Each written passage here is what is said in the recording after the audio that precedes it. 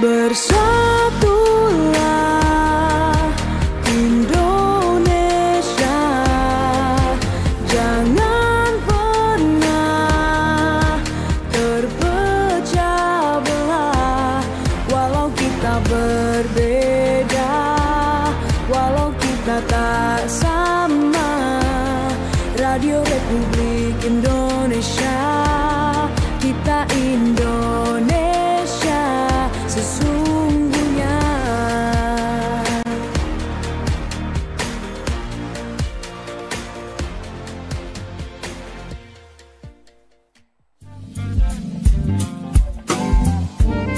Ngulik Sumeneb siang ini.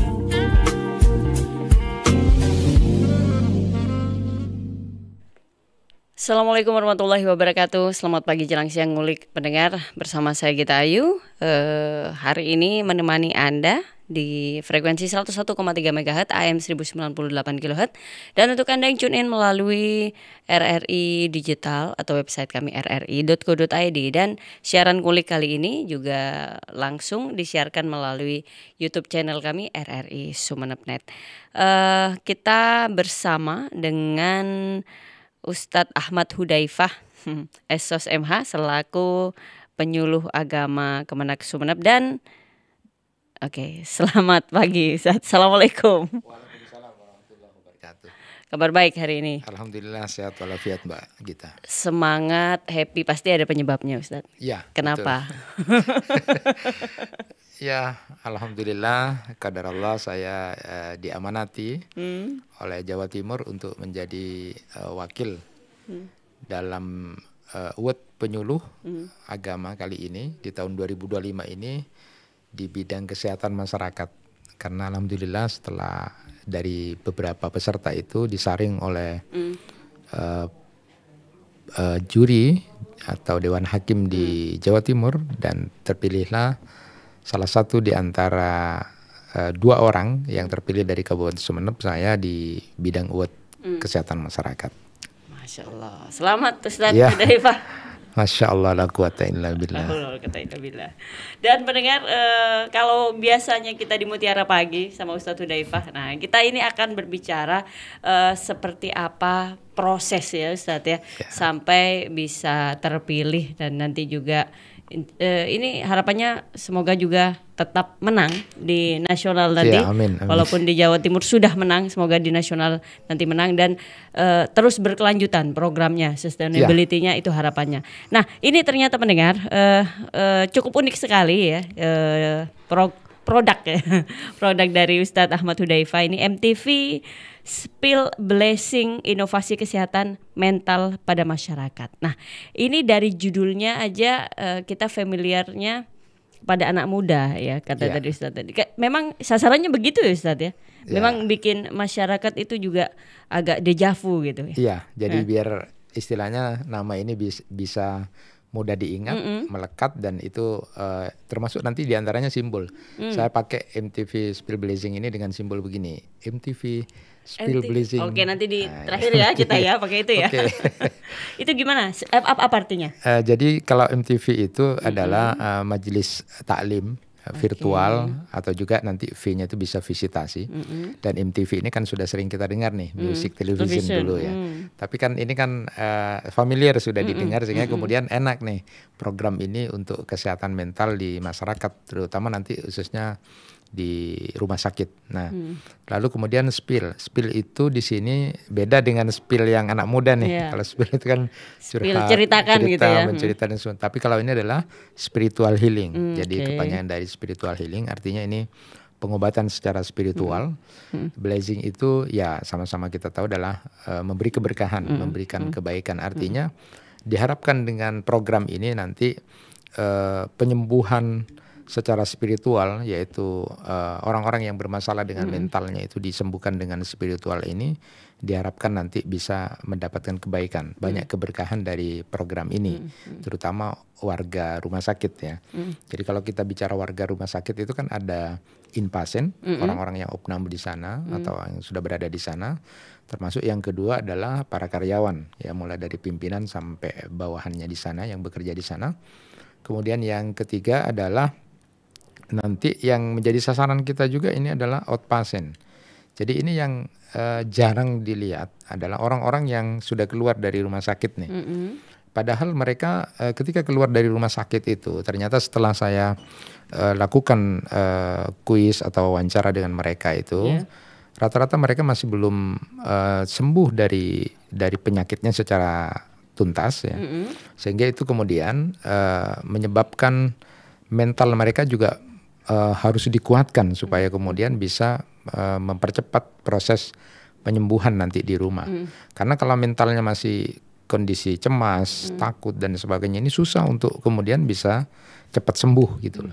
Oleh karena itu lalu kemudian kita adakan namanya majelis taklim virtual. Artinya kan kita tidak mungkin bisa datang ke rumah-rumah outpatient ya.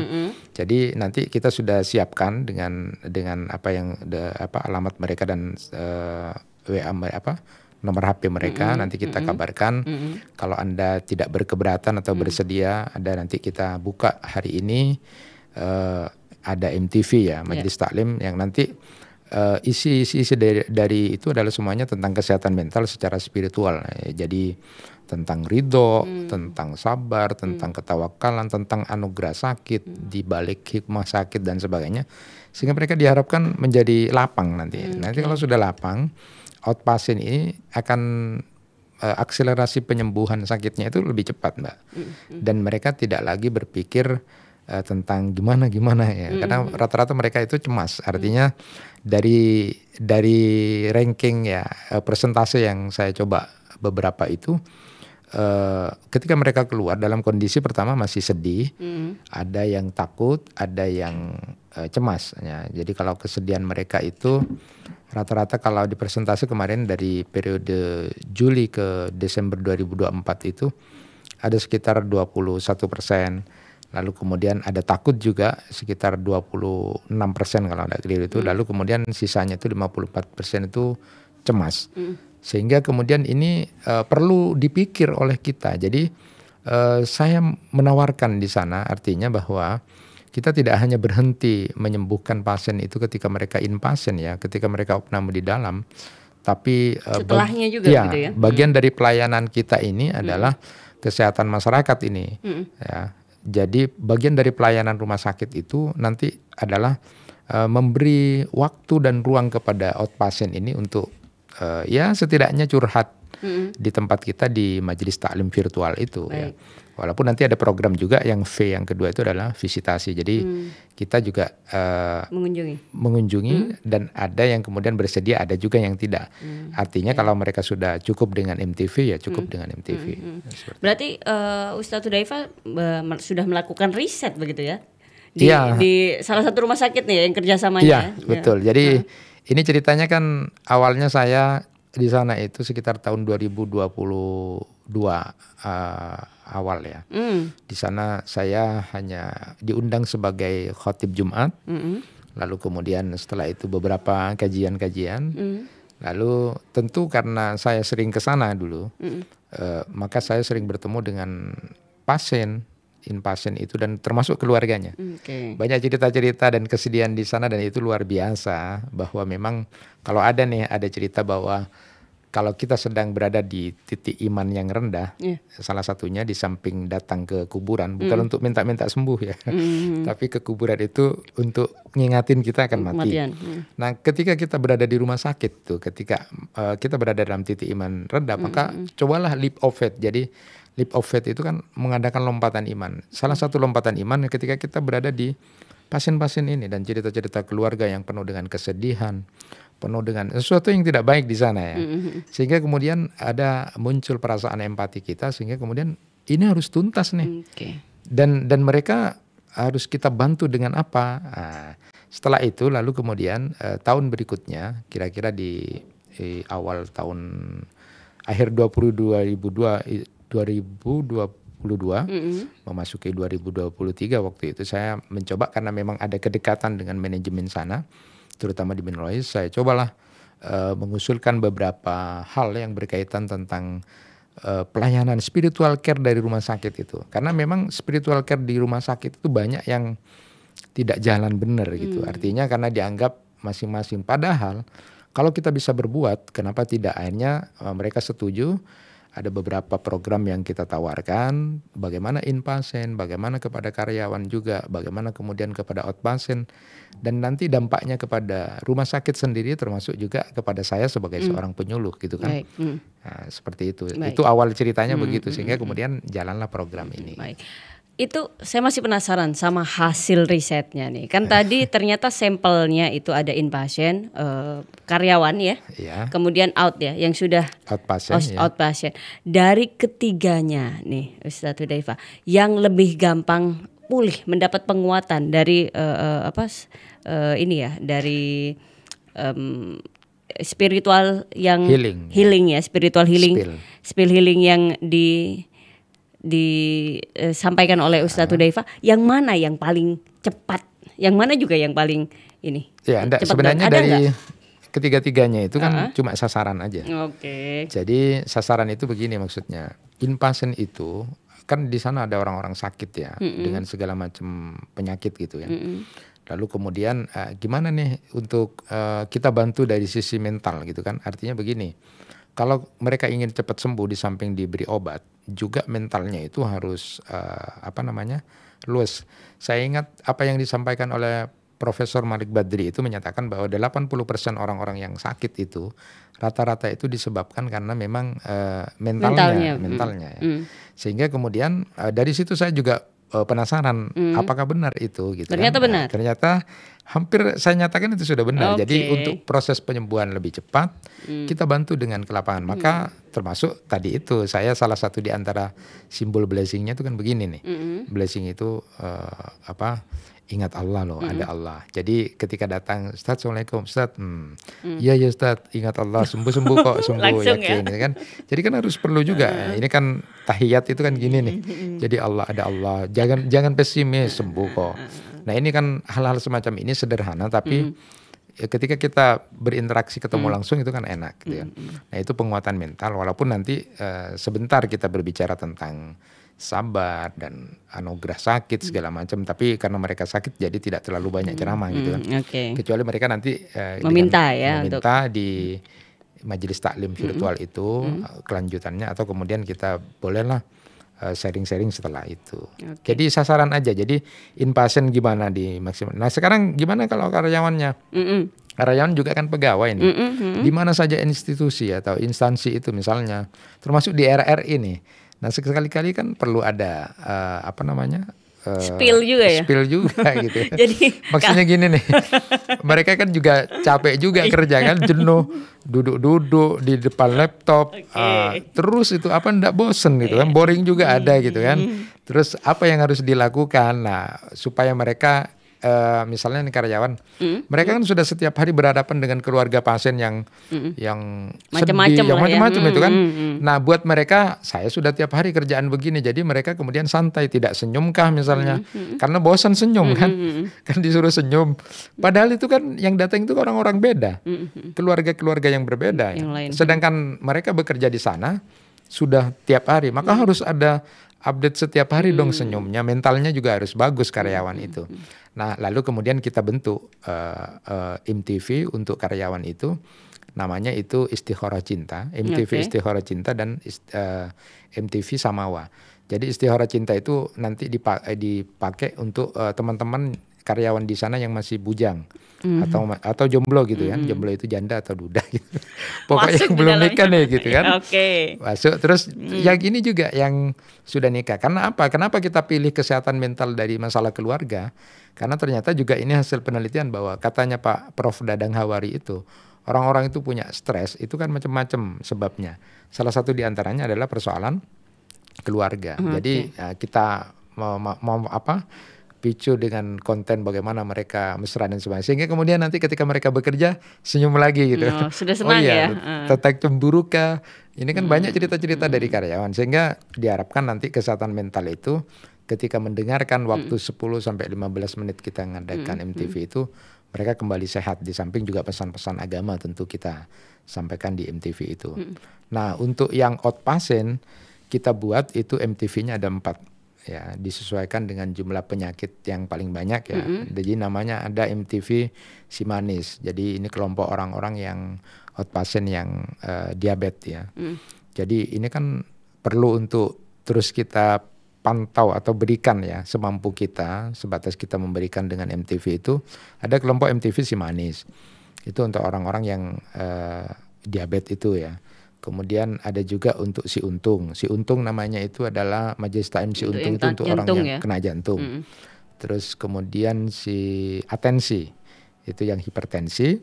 Kemudian yang keempat itu kelompok Majelis Taklim Si Sapa untuk yang ISPA yang kira-kira masalah apa ya pernafasan dan sebagainya itu. Nah itu kita bentuk Majelis Taklim virtual untuk 4 kategori penyakit itu. Di sini uniknya sih, saya punya ide begitu gitu kan. Termasuk diantaranya yang kedua untuk yang di karyawan itu 2 itu MTV Istihara Cinta dan MTV Samawa. Nah itu untuk yang karyawan. Baik. Tadi kalau yang outpatient itu ternyata kalau dibuat lirik lagu bisa juga ternyata si manis yang beruntung yang butuh atensi dan harus disapa. Iya. Iya. Ya itu bagus juga itu untuk ide saya. Artinya gini, memang nama-nama yang saya buat itu adalah nama-nama yang kira-kira bisa mudah diingat dan kemudian bisa bisa nyatu. Karena kan orang bahagia itu kan harus disatukan ya, rasanya, mentalnya gitu kan. Dan orang-orang sakit itu butuh itu. Jadi betapa bahagianya mereka. Misalnya di program kita itu, program untuk inpatient itu salah satunya adalah kita datang untuk mendoakan mereka. Lalu kemudian kita terima juga curhatan mereka. Lalu kemudian yang ketiga itu kita beri juga zikir pagi dan petang. Diingatkan itu bagi siapa yang mau melakukan ya. Karena ada yang juga sibuk atau tidak sempat karena tidur. Tapi kita sampaikan. Lalu kemudian juga kita ingatkan tentang tuntunan ibadah bagi mereka yang sakit, cara ibadahnya dan sebagainya. Ya sebatas kita mampu karena keterbatasan kita juga dan banyaknya jumlah. Tapi dengan adanya teman-teman yang Bin Rohis di sana yang sudah sering kita ketemu juga kita mentori bisa untuk membantu. Tapi ini adalah program yang kita buat untuk memaksimalkan keberadaan saya sebagai seorang penyuluh yang di sana diminta bantuan untuk memberikan spiritual healing itu baik kepada inpatient, kepada karyawan maupun kepada outpatient itu. Baik. Ini berarti nanti kalau untuk yang ke nasional presentasi atau tetap videonya yang ditampilkan?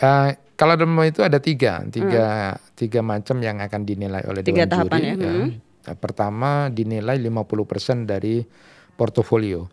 Jadi portofolio itu gimana saya nih, gimana penyuluh itu keberadaannya di masyarakat, jadi apa, dia dikenal enggak, berfungsi enggak, punya manfaat enggak kepada masyarakat, atau dia bukan penyuluh yang biasa yang enggak. Misalnya nih, dari portofolio itulah yang dinilai 50%. Lalu kemudian 30% dilihat dari video itu, yaitu tentang gambaran kita, apa yang kita kerjakan, gambaran tentang program yang unggulan yang kita lakukan, dan yang ketiga 20% dari karya tulis ilmiah. Jadi ada 3 karya tulis ilmiahnya, videonya, dan portofolio yang 50%. Jadi secara umum nanti kalau masuk dalam 10 besar nanti ke Jakarta, dan lalu kemudian kita disuruh presentasi dengan PPT yang sudah kita buat untuk memberikan gambaran, dan itu terbatas waktunya, cuma dengan pemutaran video 4 menit, durasinya harus pas 4 menit. 4 menit ya.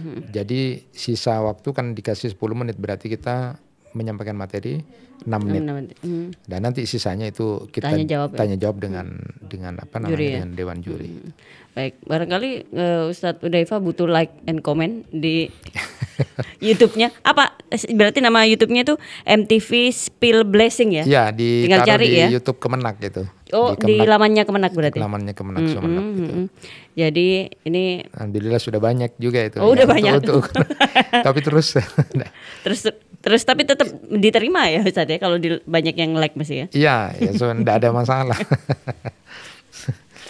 Oke, karena awalnya program ini untuk masyarakat begitu ya, Ustadz ya, untuk kesehatan mental masyarakat, dan ternyata qadarullah menang begitu ya.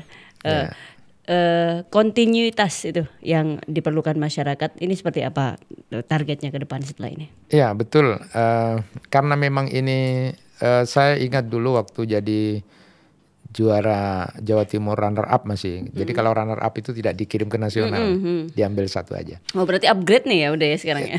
Tapi beda topik. Oke, baik. Kalau dulu di Keluarga Sakinah itu pakai segitiga cinta M2Hum itu menang juga itu. Nah cuma juara 2. Nah sekarang dengan Majelis Taklim MTV Spellblazing gitu kan, itu juga kode yang saya pakai untuk memudahkan. Jadi peran penyuluh itu tidak berhenti di lomba. Bahkan ada yang kemudian ini memang silang pendapat di antara dewan juri atau apa. Tetapi ini harapan dari mulai Pak Dirjen itu semuanya berharap bahwa penyuluh-penyuluh yang berlomba yang punya dedikasi dengan prestasi dan karya itu tidak berhenti di situ. Jadi cuma ikut lomba habis selesai, itu selesai. Gitu. Enggak. Jadi memang juara yang sejatinya juara itu adalah ketika ada kontinuitas. Dan ini program pribadi saya. Artinya saya sudah kerjasama dengan rumah sakit RSI itu. Kemudian mereka setuju bahwa kita nanti akan meningkatkan sebisa mungkin program ini dalam rangka untuk kesehatan mental inpatient, outpatient juga nanti juga dipikir termasuk karyawan di sana itu, walaupun tidak harus saya ya, artinya saya mungkin memberikan gagasan dan semuanya, tapi sewaktu-waktu saya ke sana pasti untuk menjalankan ini terus, karena ini adalah amanat, artinya pemenang sejati, juara sejati itu tidak hanya berhenti di lomba, tapi dia melanjutkan apa yang menjadi karyanya menjadi sesuatu yang baik yang nanti mungkin bisa dilanjutkan oleh yang lain, karena ini adalah program yang penting. Dan saya sudah berjanji pada diri saya sendiri, menang atau tidak, bagi saya tetap akan membantu. Karena bagi saya ingat hadis Nabi nih, 2 saja yang memotivasi. Itu pertama, bahwa nanti di akhirat itu, ketika Allah Subhanahu Wa Taala itu bertanya kepada hambanya, ini hadis qudsi Mbak, hadisnya sahih, hadis qudsi, bahwa Allah bertanya pada seorang hamba, di mana kamu pada saat aku lapar, kamu kok enggak ngasih makan aku? Hamba itu, bukankah engkau raja di raja tidak mungkin lapar? Lalu kemudian Allah menjawab, bukankah ketika si fulan sakit, si fulan tidak makan lapar, di situ ada aku, kata Allah. Begitu juga yang kedua, minum, dan yang ketiga, kenapa kemudian kamu tidak menjengukku pada saat aku sakit? Tidak mungkin engkau Tuhan yang maha segalanya sakit gitu kan. Maka Allah kemudian menjawab, di saat si fulan sakit kenapa kamu tidak menjenguk? Jadi itu artinya ternyata dalam hadis itu disebutkan bahwa kalau kita ingin menemukan, artinya kita ingin mendapatkan rahmat, mendapatkan pahala, ya bertemulah, kunjungilah orang-orang sakit ini. Dan ketika kita kemudian tidak punya famili yang lagi sakit di rumah sakit, ketika kita kemudian datang ke rumah sakit, maka akan muncul rasa empati kita tidak menjadi orang sombong, kita ingat bahwa sebenarnya ya kita harus banyak bersyukur kita sudah diberikan kesehatan. Itu, dan yang kedua dalam hadis itu disebutkan bahwa siapa yang menjenguk orang sakit itu 70.000 malaikat. Kalau itu dilakukan pada pagi hari maka sampai nanti malam 70.000 malaikat itu mendoakan kita dan minta ampun, kan keren nih.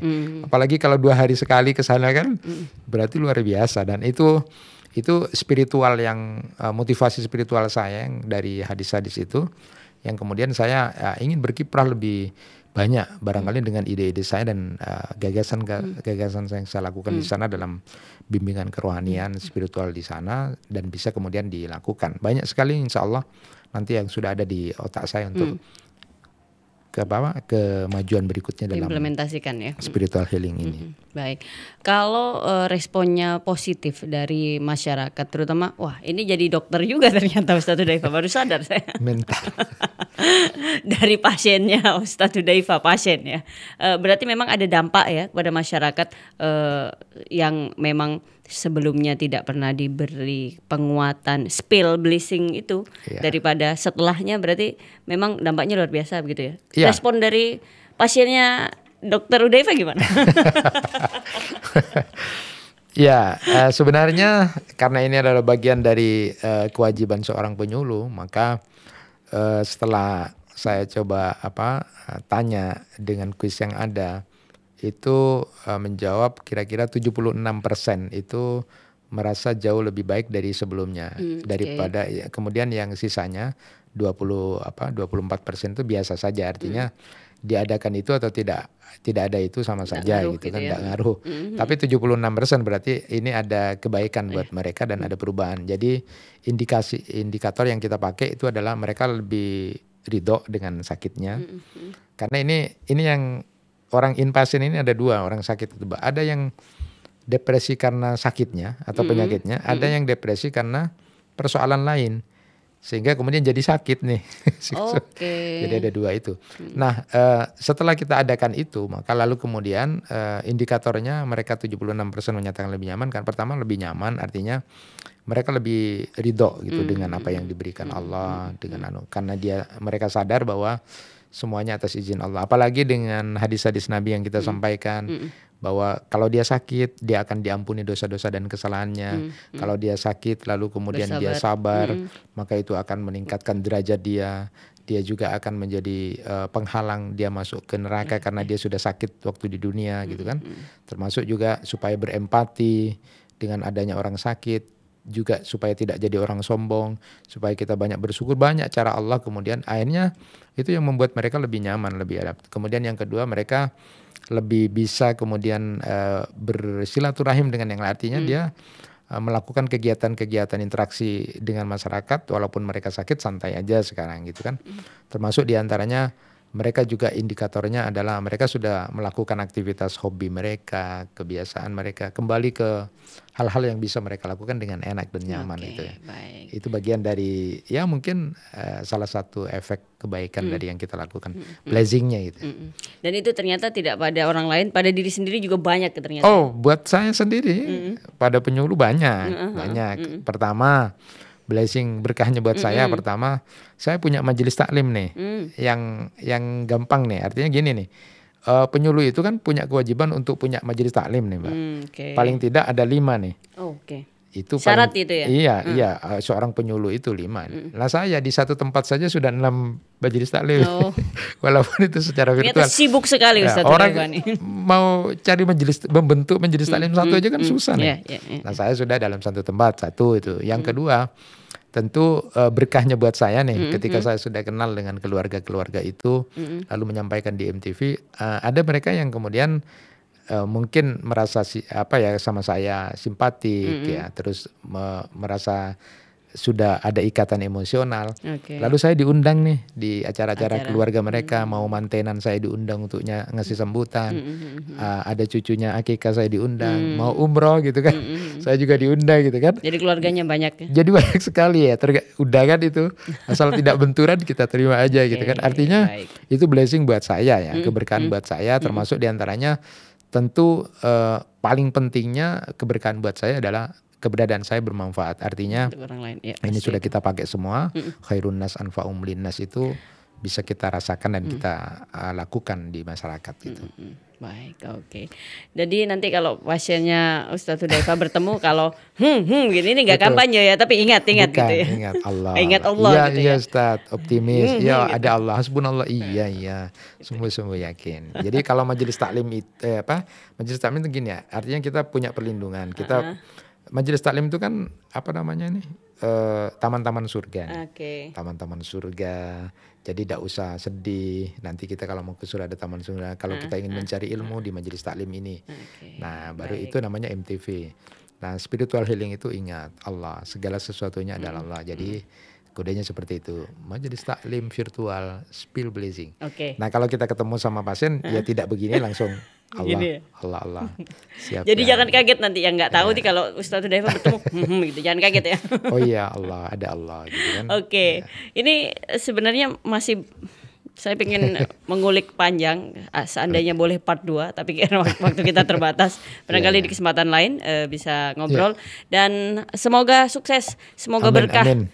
Semoga dimudahkan jalannya oleh Allah untuk menuju juara apapun itu, juara apapun dalam itu, menang kalah bagi saya terus berlanjut untuk melakukan kebaikan. Apapun itu juara dalam konteks masing-masing pasti Ustadz ya. Iya. Oke, baik. Terakhir Ustadz, ini mengakhiri dialog kita apa tadi?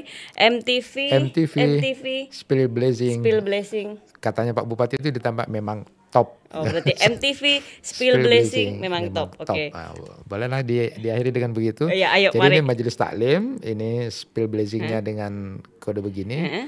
Nah, kita tambahin nih, Pak Bupati juga memberikan top gitu ya. bilang top gitu kan. Oke, saya hitung Ustadz Oke, ya. Iya, bersama-sama. Oke, 1, 2, 3. MTV Spill Blazing memang top. Saya Gita Ayu pamit. Terima kasih Ustadz Daifta. Wassalamualaikum sama-sama. warahmatullahi wabarakatuh. Waalaikumsalam warahmatullahi wabarakatuh. Ngulik Sumeneb siang ini.